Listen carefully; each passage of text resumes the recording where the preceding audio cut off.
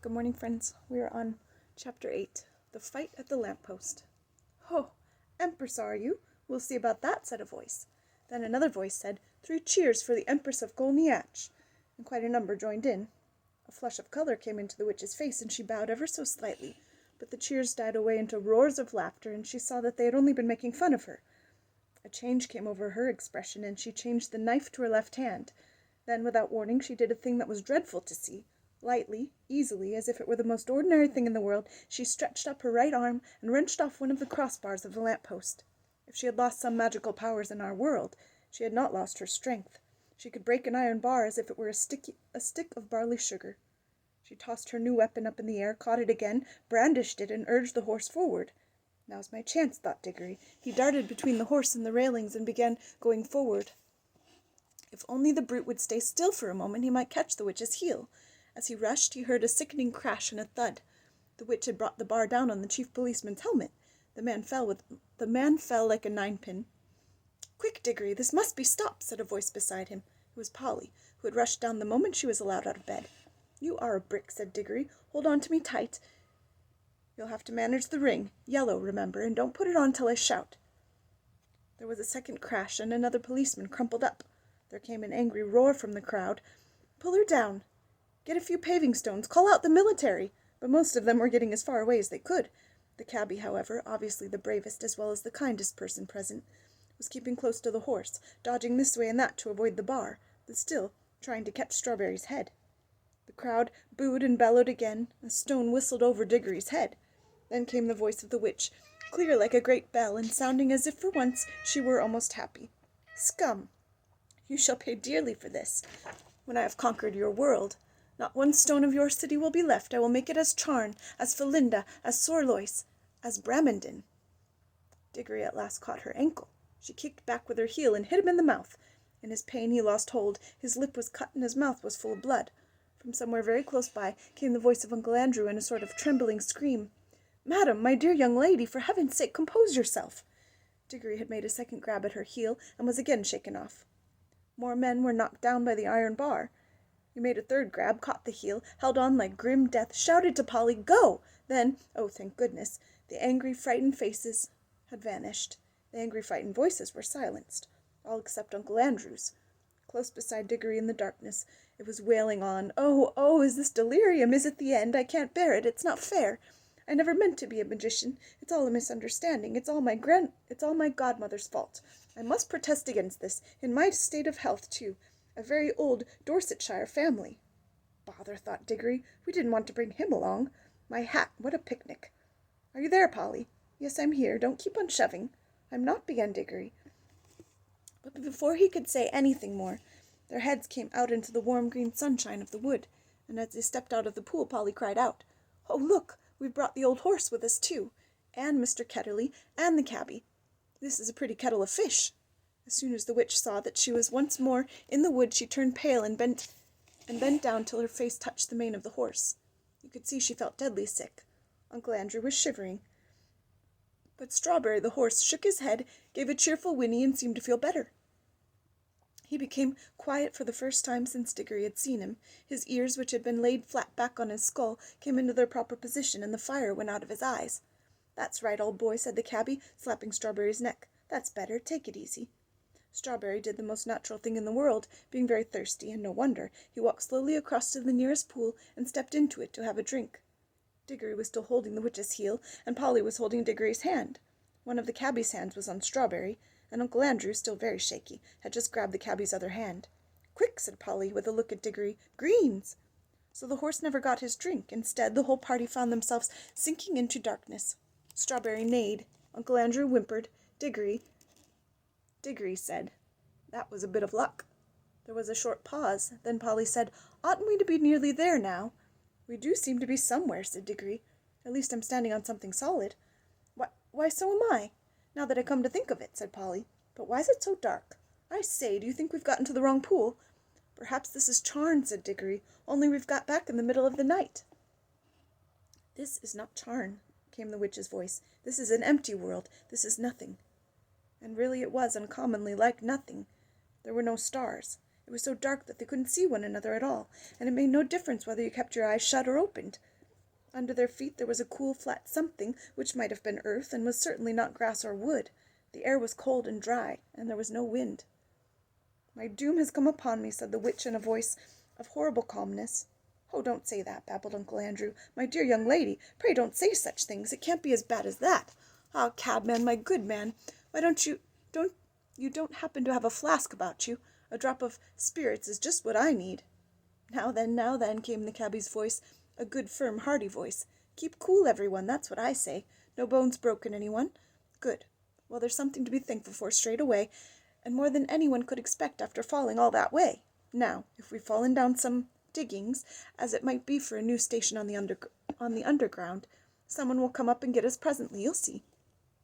And if we're dead, which I don't deny it might be, well, you got to remember that worse things happen at sea, and a chap's got to die sometime. And there ain't nothing to be afraid of if a chap's led a decent life, and if you ask me, I think the best thing we could do to pass the time would be to sing a hymn." And he did. He struck up at once a harvest Thanksgiving hymn, all about crops being safely gathered in. It was not very suitable to a place which felt as if nothing had ever grown there since the beginning of time, but it was the one he could remember best. He had a fine voice, and the children joined in. It was very cheering. Uncle Andrew and the witch did not join in. Towards the end of the hymn, Diggory felt someone plucking at his elbow, and from a general smell of brandy and cigars and good clothes he decided that it must be Uncle Andrew. Uncle Andrew was cautiously pulling him away from the others. When they had gone a little distance, the old man put his mouth so close to Diggory's ear that it tickled, and whispered, "Now, my boy, slip on your ring, let's be off." But the witch had very good ears. "Fool!" came her voice, and she leaped off the horse. "Have you forgotten that I can hear men's thoughts? Let go of the boy. If you attempt treachery, I will take such vengeance upon you as never was heard of in all the worlds from the beginning. And," added Diggory, "if you think I'm such a mean pig as to go off and leave Polly and the cabby and the horse in a place like this, well, you're mistaken." "You're a very naughty and impertinent little boy," said Uncle Andrew. "Hush," said the cabby. They all listened. In the darkness something was happening at last. A voice had begun to sing. It was very far away, and Diggory found it hard to decide from what direction it was coming. Sometimes it seemed to come from all directions at once. Sometimes he almost thought it was coming out of the earth beneath them. Its lower notes were deep enough to be the voice of the earth herself. There were no words. There was hardly even a time. There was hardly even a tune. But it was, beyond comparison, the most beautiful noise he had ever heard. It was so beautiful he could hardly bear it. The horse seemed to like it, too. He gave a sort of whinny a horse would give if, after years of being a cab horse, it found itself back in the old field where it had played as a foal, and saw someone whom it remembered and loved coming across the field to bring it a lump of sugar. "God," said the cabby, "ain't it lovely?" Then two wonders happened at the same moment. One was that the voice was suddenly joined by other voices, more voices than you could possibly count. They were in harmony with it, but far higher up the scale, cold, tingling, silvery voices. The second wonder was that the blackness overhead all at once was blazing with stars. They didn't come out gently one by one, as they do on a summer evening. One moment there had been nothing but darkness. Next moment 1,000,000 points of light leaped out, single stars, constellations, and planets brighter and bigger than any in our world. There were no clouds. The new stars and the new voices began at exactly the same time. If you had seen and heard it as Diggory did, you would have felt quite certain that it was the stars themselves which were singing, and that it was the first voice, the deep one, which had made them appear and made them sing. "Glory be," said the cabby. "I'd have been a better man all my life if I'd known there were things like this." The voice on the earth was now louder and more triumphant, but the voices in the sky, after singing loudly with it for a time, began to get fainter. And now something else was happening. Far away and down near the horizon, the sky began to turn gray. A light wind, very fresh, began to stir. The sky in that one place grew slowly and steadily paler. You could see shapes of hills standing up dark against it. All the time the voice went on singing. There was soon light enough for them to see one another's faces. The cabby and the two children had open mouths and shining eyes. They were drinking in the sound, and they looked as if it reminded them of something. Uncle Andrew's mouth was open too, but not open with joy. He looked more as if his chin had simply dropped away from the rest of his face. His shoulders were stooped and his knees shook. He was not liking the voice. If he could have got away from it by creeping into a rat's hole, he would have done so, But the witch looked as if in a way she understood the music better than any of them. Her mouth was shut. Her lips were pressed together, and her fists were clenched. Ever since the song began, she had felt that this whole world was filled with a magic different from hers and stronger. She hated it. She would have smashed that whole world, or all worlds, to pieces if it would only stop singing. The horse stood with its ears well forward and twitching. Every now and then it snorted and stamped the ground. It no longer looked like a tired old cab horse. You could now well believe that its father had been in battles. The eastern sky changed from white to pink, and from pink to gold. The voice rose and rose till all the air was shaking with it, and just as it swelled to the mightiest and most glorious sound it had yet produced, the sun arose. Diggory had never seen such a sun. The sun above the ruins of Charn had looked older than ours. This looked younger. You could imagine that it laughed for joy as it came up, and as its beams shot across the land, the travelers could see for the first time what sort of place they were in. It was a valley through which a broad, swift river wound its way, flowing eastward towards the sun. Southward there were many mountains. Northward there were lower hills. But it was a valley of mere earth, rock, and water. There was not a tree, not a bush, not a blade of grass to be seen. The earth was of many colors. They were fresh, hot, and vivid. They made you feel excited until you saw the singer himself, and then you forgot everything else. It was a lion, huge, shaggy, and bright. It stood facing the risen sun. Its mouth was wide open in song, and it was about 300 yards away. "This is a terrible world," said the witch. "We must fly at once. Prepare the magic." "I quite agree with you, madam," said Uncle Andrew. "A most disagreeable place, completely uncivilized. If only I were a younger man and had a gun." "Garn," said the cabby. You don't think you could shoot him, do you?" "And who would?" said Polly. "Prepare the magic, old fool," said Jadis. "Certainly, madam," said Uncle Andrew cunningly. "I must have both the children touching me. Put on your homeward ring at once, Diggory." He wanted to get away without the witch. "Oh, it's rings, is it?" cried Jadis.